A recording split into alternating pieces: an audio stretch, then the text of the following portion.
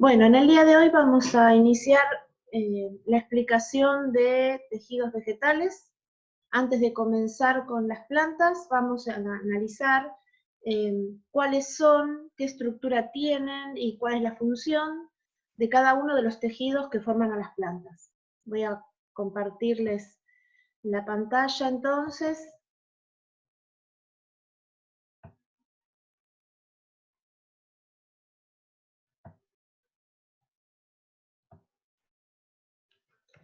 Bien.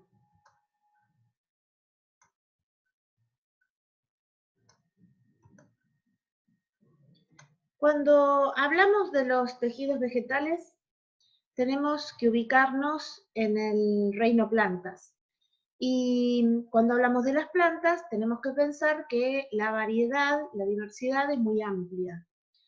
En este cuadrito sintetizamos un poco la diversidad biológica. Tenemos a las plantas divididas primeramente en dos grandes grupos, que son las briófitas o plantas celulares y las cormófitas o plantas con cormo. Las briófitas son plantas celulares, no llegan a tener una organización muy compleja, no tienen vasos de conducción y se dividen en principalmente los antoceros, los musgos y las hepáticas. Nosotros más adelante vamos a analizar a los musgos. El grupo de las cormófitas son las plantas con vasos de conducción, o sea, plantas con cormo. Se dice que tienen plantas con cormo aquellas que poseen raíz, tallo y hoja verdaderos. Es decir, que la raíz, el tallo y las hojas tienen vasos de conducción. Hay que recordar que una característica fundamental de la evolución de las plantas es la presencia de vasos de circulación, porque justamente son los que permiten la adaptación al medio terrestre partiendo de un medio acuático. No puede estar adaptada una planta al ambiente terrestre si no tiene vasos de conducción que le permitan tomar el agua del suelo y que ascienda hasta las hojas, ¿no es cierto? Estas cormófitas las dividimos en pteridófitas y espermatófitas. En el grupo de las pteridófitas vamos a analizar principalmente a los helechos en unas clases más adelante, y dentro de las espermatófitas o plantas con semilla tenemos a las coníferas o gimnospermas. Dentro de las gimnospermas hay un grupo que vamos a desarrollar que son las coníferas, y las angiospermas, plantas que tienen flor, que a su vez se dividen en monocotiledóneas y dicotiledóneas.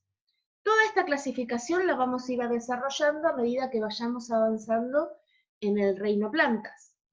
Esto es solamente a los fines de que ustedes entiendan que las plantas también se clasifican y que las más sencillas son las que no tienen vasos de conducción y las más evolucionadas son las que tienen vasos de conducción y flor, que son las últimas, ¿no es cierto? Las angiospermas. Bien, entonces, vamos a continuar con cuáles son los tejidos que constituyen a las plantas. Y acá tenemos un cuadro que sintetiza un poco cuáles son esos tejidos. Ojo que estamos hablando de los tejidos que presentan las cormófitas, no las briófitas, o sea, las plantas con cormo que ya mencionamos anteriormente. ¿Por qué aclaro esto? Porque son plantas que tienen, dijimos, vasos de conducción. Y acá, como ustedes verán más adelante, en este cuadro tenemos a los vasos de conducción. Así que estamos hablando de las plantas cormófitas. Bien, tenemos dos grandes grupos de tejidos. Los tejidos meristemáticos, que son tejidos de crecimiento, o sea, son los que se encuentran principalmente en las semillas y en los tejidos jóvenes de las plantas pequeñas que están creciendo, y ya los tejidos que se encuentran en las plantas adultas, la tenemos con el ítem 2. Estos tejidos que se encuentran en las plantas adultas, a su vez se subdividen en tejidos dérmicos, que tienen que ver con la protección porque rodean a la planta en toda su estructura, el tejido fundamental, que a su vez se clasifica, y el tejido vascular. Si volvemos a los tejidos meristemáticos o de crecimiento, podemos decir que, ¿por dónde crece una planta? Crece por los extremos, por las puntas, y también crece a lo ancho, lateralmente. Entonces, ¿por qué puede crecer así? Porque tiene tejido meristemático, o sea, tejido de crecimiento, en los ápices, o sea, en las puntas, ya sea la punta de un tallo, una rama o una raíz. A esos los llamamos tejidos apicales o tejidos primarios, y permiten el crecimiento en longitud de la planta. Pero también vemos que las plantas crecen en ancho. Por ejemplo, un tallo se va engrosando y va creciendo a lo ancho. Y eso se debe a tejidos meristemáticos secundarios o laterales, y se nota muy bien, como vamos a ver más adelante, en los tallos. Estos tejidos meristemáticos tienen ciertas características como la tienen todos los tejidos que vamos a ir viendo después. ¿Cuál es la principal de los meristemáticos? Tienen una velocidad mitótica muy alta, es decir, apenas está un poquito crecidita la célula, enseguida se divide. Y como la velocidad de división es tan alta, entonces rápidamente se produce un aumento de la masa celular y por lo tanto crecimiento de ese tejido, por lo tanto de la planta. Repito, es muy común en las semillas y en las yemas de las plantas. Los tejidos adultos, en cambio, son tejidos que se desarrollan una vez que la planta ya es joven, adulta, y tenemos el tejido dérmico entre ellos, que se divide en tejido epidérmico, o sea, el tejido que rodea toda la planta, que va a tener también características particulares, y el suberocorcho, que protege ciertas partes de la planta, como por ejemplo el tallo de una planta leñosa. Ese tallo con suberocorcho es un tallo mucho más protegido, que puede sobrellevar las inclemencias del tiempo, del clima, pero además puede sostener a una planta de gran porte porque tiene cierta resistencia, es bastante duro y eso hace que pueda extenderse muchos metros. El tejido fundamental es un tejido muy abundante en las plantas y puede ser tejido parenquimático. Este tejido parenquimático es tejido de reserva. ¿Cómo es un tejido de reserva? Bueno, puede ser clorofílico si reserva clorofila. Directamente de reserva si, por ejemplo, reserva almidón. Acuífero si reserva agua. Aeríferos y reserva aire, sobre todo en las plantas que tienen que flotar, las hojas, por ejemplo, que flotan en las plantas semiacuáticas, y tejido de relleno, que es algo así como el conectivo en los animales, ¿no? Que va rellenando espacios en blanco entre otros tejidos. También es un tejido fundamental el tejido colenquimático, que sirve más que nada para sostener las partes blandas de las plantas, por eso es un tejido de pared muy gruesa, ¿no? Las células tienen pared muy gruesa para ser duras, y el esclerenquimático, que es más resistente todavía, tiene una pared celular más gruesa, y es el que, por ejemplo, permite que existan frutos tan acuosos que no se desarmen, sino que les da cierto sostén y turgencia a órganos enteros, como por ejemplo, estructuras enteras como puede ser un fruto. El tejido vascular es el último de los tejidos de las plantas adultas en este cuadro. Se divide en xilema y floema. Xilema es el que conduce el agua desde el suelo hasta las hojas para que puedan hacer fotosíntesis en las hojas, y el floema que conduce el producto de la fotosíntesis en descenso hacia la raíz. Todos los órganos de una planta vascular tienen vasos de conducción, pero en distinto diámetro. Por ejemplo, el vaso de conducción que circula por un tallo de una leñosa seguramente va a ser más grueso, de mayor calibre, que el que circule por una hoja, que obviamente va a tener que ser más fino. Pero los vasos xilema y floema se encuentran en todos los órganos de las plantas vasculares. Ahora vamos a ir analizando un poco uno por uno. Esto que está acá es un corte de tallo con algunas hojas de una planta vascular. Específicamente es una angiosperma dicotiledónea. Después van a saber por qué, se van a dar cuenta por las características que les voy a dar. Y acá se notan varios tejidos. Por ejemplo, tejido epidérmico. El tejido epidérmico está rodeando a toda la planta. En el tallo se encuentra el epidérmico suberoso. Lo tenemos ahí como suber, ¿no? Es un tejido que habíamos dicho, especializado en la resistencia, lo hace impermeable casi, digamos, lo impermeabiliza, no es que sea totalmente impermeable. Y le da sostén. Y el tejido epidérmico de las hojas, en cambio, es un tejido, una capa de células protectoras transparentes, porque tiene que permitir el pasaje de la luz, con una cubierta de cutina que evita la deshidratación, y con ciertas especializaciones celulares, como son los estomas, que permiten que se abran, como esto, los estomas, que permiten que se abra esta estructura y por este orificio puedan entrar y salir gases, como entrada y salida de dióxido de carbono y oxígeno, y también vapor de agua a través de la evapotranspiración. Estas células, vamos a ver más adelante, tienen características especiales también y forman una cubierta protectora muy eficiente. También en los extremos de las ramas puedo encontrar yemas, y en esas yemas tejido meristemático. Este tejido meristemático dijimos que era un tejido de crecimiento, donde las células son muy pequeñas, se dividen rápidamente y esto permite el crecimiento de este sector de la planta. El tejido parenquimático fundamental, clorofílico, o fotosintético, como más les guste, es un tejido que abunda sobre todo en las hojas y en los tallos verdes, y sirve para la fotosíntesis, ¿no es cierto? Ahora vamos a ver una hoja más adelante y lo van a ver mejor. Y aquí tenemos el tejido conductor o tejido vascular.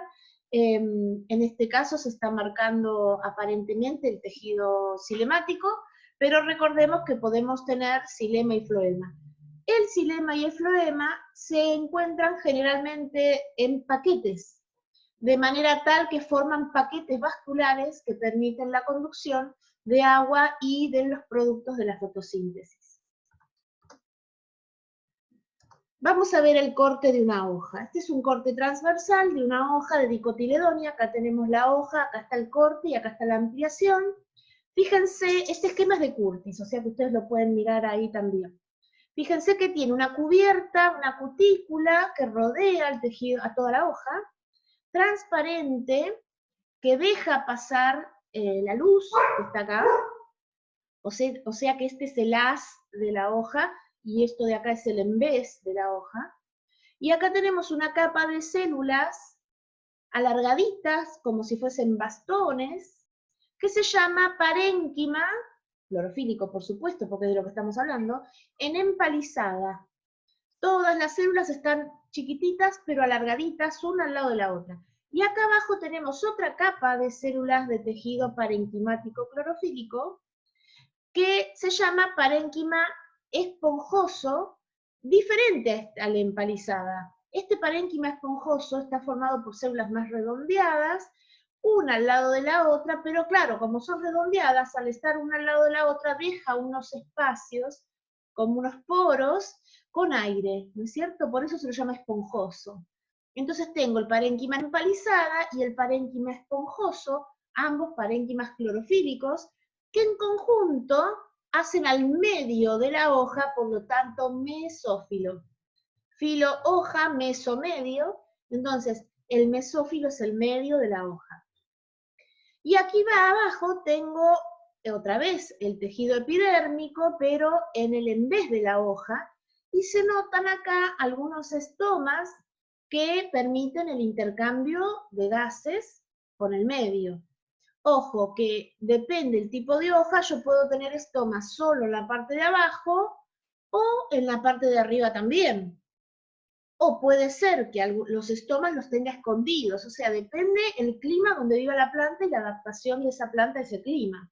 Pero bueno, acá estamos mostrando una hoja tipo y vemos que los estomas en una hoja de un ambiente templado se encuentran en la parte inferior.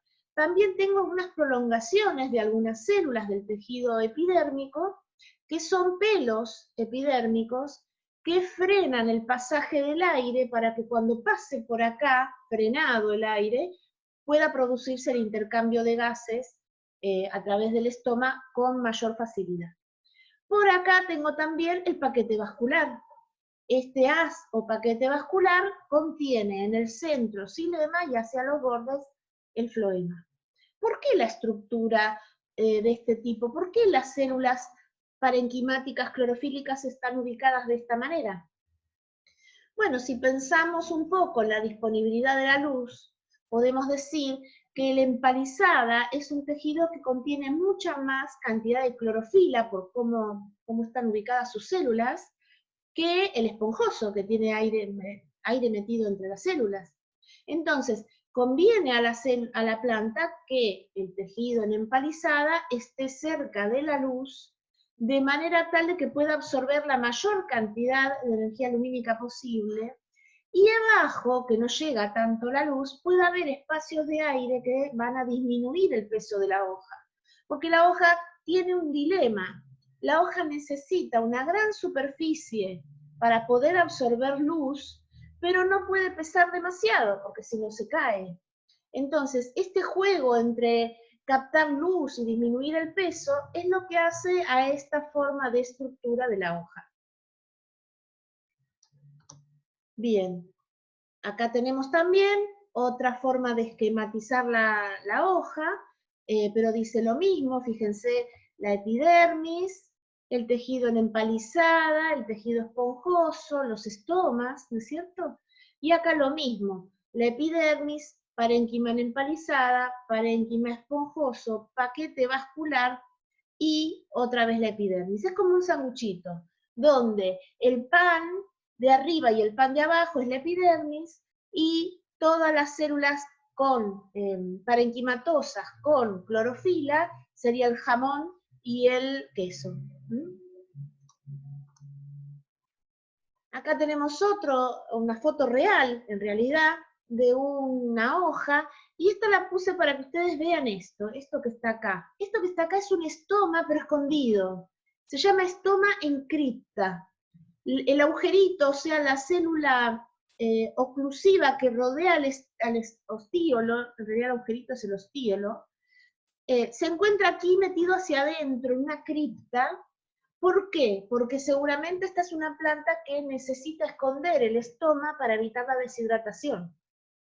Entonces, cuando el estoma abre para producir el intercambio de gases, como está escondido, pierde menos cantidad de agua. Entonces evapotranspira menos, ¿no? Es más, acá tienen unos pelos foliares justamente para evitar esta pérdida excesiva de agua que pudiera darse. Pero bueno, tengo lo mismo, la cutícula, la epidermis en varias capas en esta planta que seguramente tiene una hoja adaptada contra la deshidratación, un parénquima en empalizada, un parénquima esponjoso, por acá paquetes vasculares, acá en estas células chiquitas se notan los paquetes vasculares, y acá abajo otra vez la epidermis.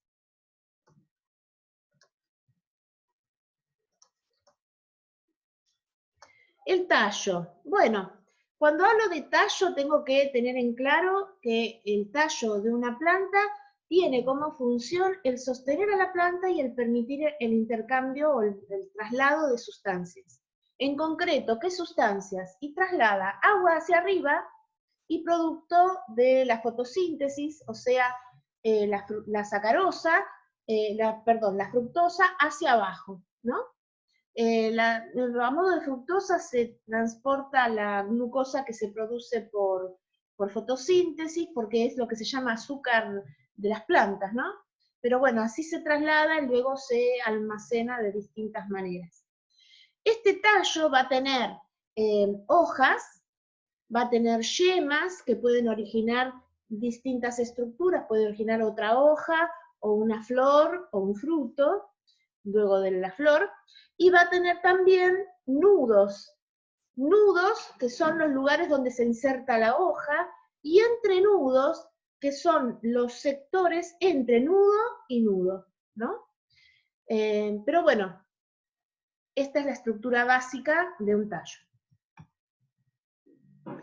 Ahora bien, ese tallo adentro tiene el tejido más importante, que es el tejido de conducción. Ese tejido es el xilema y el floema, que se encuentran, como habíamos dicho antes, generalmente formando paquetes vasculares. El xilema es un tejido formado por células muertas. Son células que tienen una cubierta celular de celulosa, bastante resistente, pero no tienen citoplasma. O sea, en el comienzo de su vida sí, luego cuando crecen pierden el citoplasma, por lo tanto se produce, cuando muere el citoplasma, una conexión entre célula cinemática y célula cinemática, una encima de la otra, hasta constituir un tubo. De esta manera, el xilema en realidad es un túbulo microscópico que va a permitir que el agua suba por capilaridad. En cambio, el floema está formado por células vivas, una encima de la otra, con células anexas o acompañantes, pero estas células tienen en sus divisiones entre célula y célula una placa perforada, llamada placa cribosa, que lo que hace es permitir que lo que está en esta célula pueda descender hasta esta otra y luego hacia la otra y así sucesivamente hasta recorrer toda la planta. De esa forma podrá trasladar los productos de la fotosíntesis. Fíjense, acá tenemos el xilema que permite el ascenso de agua, vean que no hay división entre célula y célula, es un tubo, y el floema, que en cambio tiene división entre célula y célula, pero tiene lo que se llama la placa cribosa que permite el descenso de las sustancias nutritivas que se generaron por la fotosíntesis. Ahora bien, acá tenemos otro esquema, este esquema es de Curtis, me muestra lo mismo, esto que tenemos acá es el xilema, ¿no? Y esto que está acá es el floema.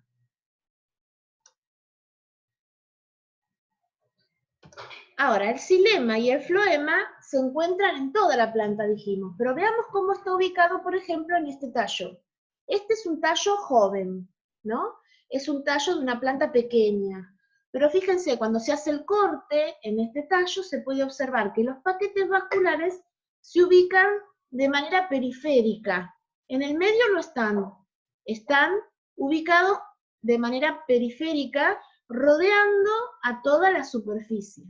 ¿Y qué tengo en cada paquete? En cada paquete tengo hacia adentro el xilema y hacia afuera el floema. ¿Cómo me doy cuenta? Porque el xilema lo veo transparente. Son células blancas, ¿no? ¿Por qué blancas? Porque tiene una luz.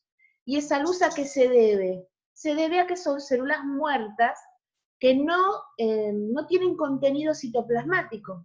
En cambio, las células del floema sí tienen contenido, por eso las veo un poco más oscuras.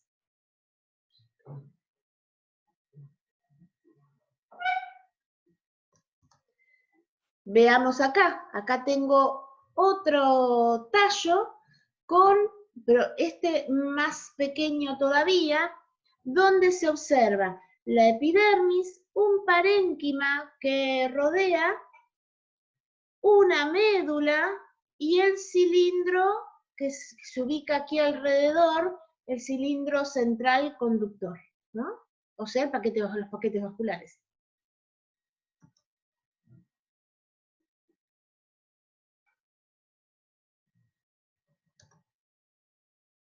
Bien, este también es un tallo, pero es un tallo de una planta diferente, es una monocotiledonia. Las que vimos hasta ahora son dicotiledonias. Después les voy a enseñar cómo se dan cuenta cuál es una mono y cuál es una dicotiledonia. Esta es una mono, como por ejemplo las gramíneas, una planta de maíz. ¿Qué diferencia tiene? Que en los tallos de las monocotiledonias, los paquetes vasculares se encuentran diseminados en todo el tallo. No están en el borde, están diseminados en todo el tallo. Cada uno de estos globitos constituye un paquete vascular.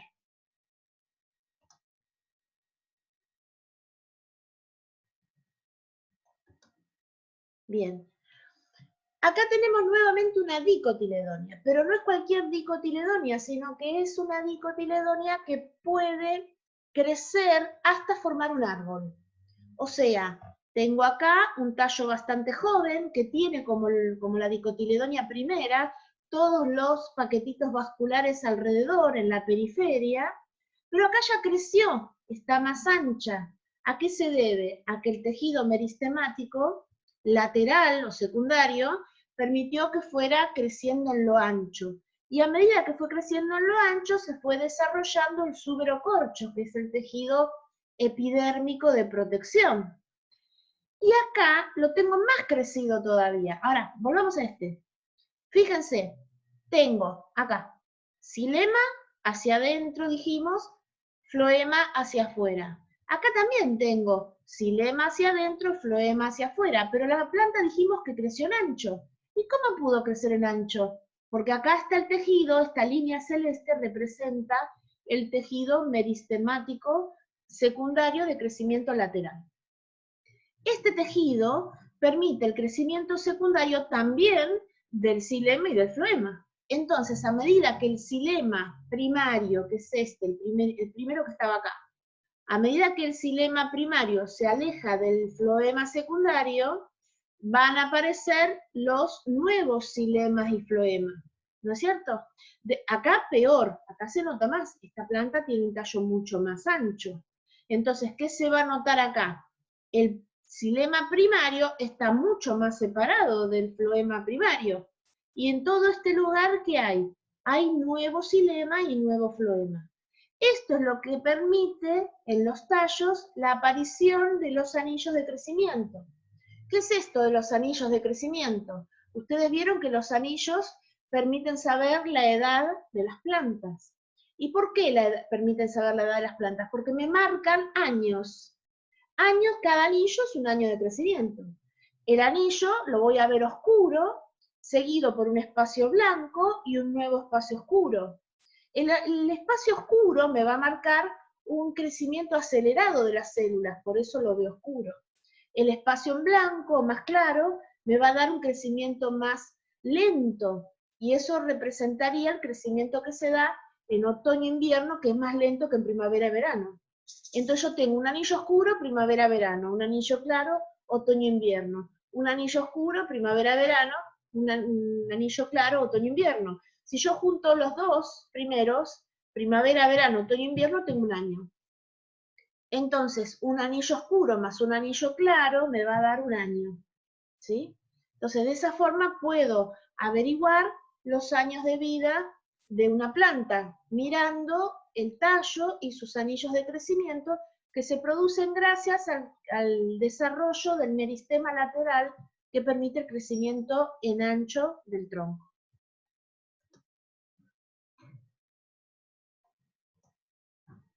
Bien, y acá ¿qué tengo? Tengo el crecimiento del corcho o suber, ¿no? Lo que me marca es esto, cómo el tejido epidérmico suberocorcho va creciendo, y es obvio que tiene que ir protegiendo de una manera más firme a este tronco que va a ir ganando altura y por lo tanto necesita más sostén. Pero el suberocorcho se asocia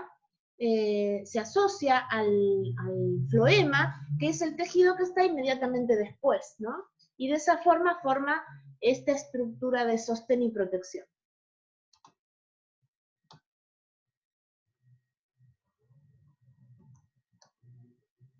Bien, vamos a la raíz. Esta es una raíz de una planta dicotiledonia. Fíjense que tiene en el medio un paquete vascular, un cilindro central, una epidermis alrededor, y todo esto violeta no es ni más ni menos que un parénquima de reserva, es un parénquima que reserva almidón. Típico en las raíces la reserva de almidón. ¿Por qué? Porque lo que se produce por fotosíntesis en las hojas se conduce por el floema y se almacena muchas veces, no siempre, en el tejido que forma el parénquima de la raíz. Entonces, en las raíces de dicotiledonias tengo un paquete vascular central que forma un cilindro vascular, alrededor tejido parenquimático cortical, parenquimático almacenador que almacena almidón, y luego la epidermis.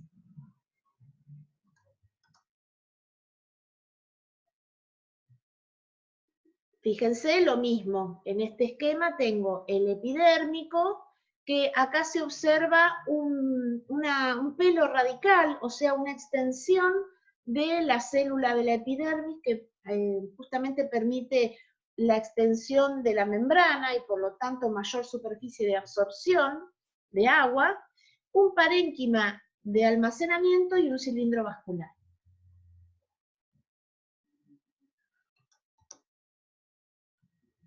Esto que está acá también es una raíz, pero una raíz de monocotiledonia. ¿Qué diferencia tiene? Esta raíz no va a tener un paquete vascular central o un cilindro central. Tiene un paquete vascular, muchos paquetes vasculares, ubicados de manera cilíndrica, alrededor de una médula, ¿no? Ven que acá la cosa cambia. No tengo el paquete vascular central, tengo los paquetitos vasculares ubicados de manera circular rodeando a una médula. Tanto la médula como la corteza pueden ser reservorios de almidón.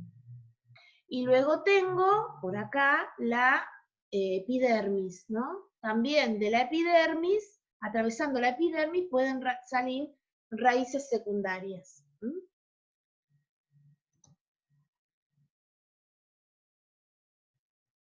Bueno, esto es una planta de maíz, es una monocotiledonia, la raíz de la planta que habíamos visto antes, ¿no? De monocotiledonia, maíz. Volvemos acá a las dicotiledonias. Dijimos que las raíces de dicotiledonia tenían un paquete vascular central. Y esto es eso, el paquete vascular central, pero ampliado. Dijimos que teníamos ese paquete central y después alrededor todo lo violeta, que era el almacenamiento de almidón. Bueno, esto es lo mismo pero ampliado. ¿Qué voy a ver? En el medio, el xilema. Blanco, transparente, porque son células muertas. Por acá pasa agua, limpio, ¿no? No tiene contenido citoplasmático. Y acá, a los bordes, voy a ver el floema, que son células un poquito más chicas y con alguna coloración porque tienen citoplasma vivo. Después tengo el periciclo, que es este tejido que rodea al paquete vascular. Este tejido permite el crecimiento en ancho de la raíz, y la endodermis, que es todo este sector que rodea al periciclo. Obviamente voy a tener luego tejido parenquimático de almacenamiento, que lo veo violeta porque el almidón por el lugón tiñe a violeta, por eso está esquematizado así. Y por último, la epidermis, que puede tener los pelos radicales o pelos de absorción para aumentar la superficie de absorción del agua. Acá tengo un corte de una raíz con el pelo incluido, el pelo radical incluido, para ver cómo se absorbe el agua y llega hasta el centro donde está el paquete vascular y donde se encuentra el xilema para poder permitir el ascenso por capilaridad y diferencia osmótica del agua. Acá tengo la raíz de una dicotiledonia también, ¿cómo sé? Porque tiene el paquete vascular central, no tiene los paquetitos circulares, sino tiene un paquete vascular central, donde está el xilema en el medio y el floema a los bordes. Luego tengo el periciclo y por último la corteza. Ya con ver esto entiendo que es la raíz de una dicotiledonia, ¿no? Y también puedo aclarar que, tengo los pelos radicales que salen de la epidermis y una zona, esta zona, que se llama zona de alargamiento, que no tiene pelos. ¿Por qué? Porque esta zona es la que entra en rozamiento cuando la raíz crece. Por lo tanto, si entra en rozamiento, los pelos se podrían destruir. Entonces, La ventaja adaptativa es que esta zona va a crecer, pero como no hay pelos no se destruyen. La zona pilífera se reserva de acá para arriba. Y acá tengo la cofia o caliptra, que es este capuchón que tiene la punta de la raíz, que tiene células especializadas que soportan el roce que produce el crecimiento de la raíz cuando se choca con las partículas de la tierra. Y bueno, este cuadrito sintetiza un poco las diferencias entre las plantas monocotiledóneas y las dicotiledóneas. Cuando hablamos de plantas vasculares espermatófitas, dijimos que diferenciábamos las gimnospermas de las angiospermas, y las angiospermas se dividen en monocotiledóneas y dicotiledóneas. ¿A qué se debe esa diferenciación? A que las dicotiledóneas están producidas por semillas que tienen dos cotiledones, o sea, estas dos estructuras que reservan almidón, como por ejemplo lo tiene la semilla de poroto, o la de maní, ¿no? Que yo lo puedo partir a la mitad, porque tiene dos cotiledones y el embrión en el medio, ¿no? Y también están las monocotiledóneas, que son las que tienen semillas, como el maíz, con un solo cotiledón. Y por acá el embrión. Entonces, las plantas dicotiledóneas que tienen dos cotiledones tienen hojas diferentes a las monocotiledóneas, mientras que las dicotiledóneas tienen hojas retinervadas, es decir, ¿qué quiere decir esto? Que tienen una nervadura central y de estas salen otras secundarias, y de las secundarias salen otras terciarias, y de las terciarias otras cuaternarias, y así sucesivamente, como si fuesen la raíz de un árbol. Diferente a lo que pasa con las hojas de las monocotiledóneas, como el maíz, que son hojas largas, acintadas, y con las nervaduras paralelas, o sea, son paralelinervadas contra las otras que son retinervadas.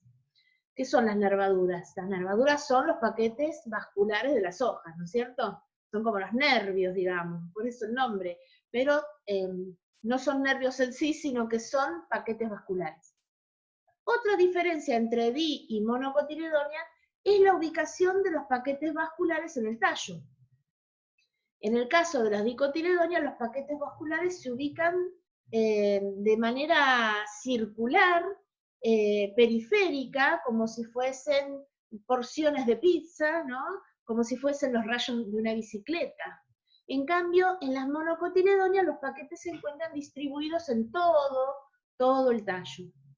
También son distintas las flores. Cuando lleguemos a flor lo vamos a desarrollar más.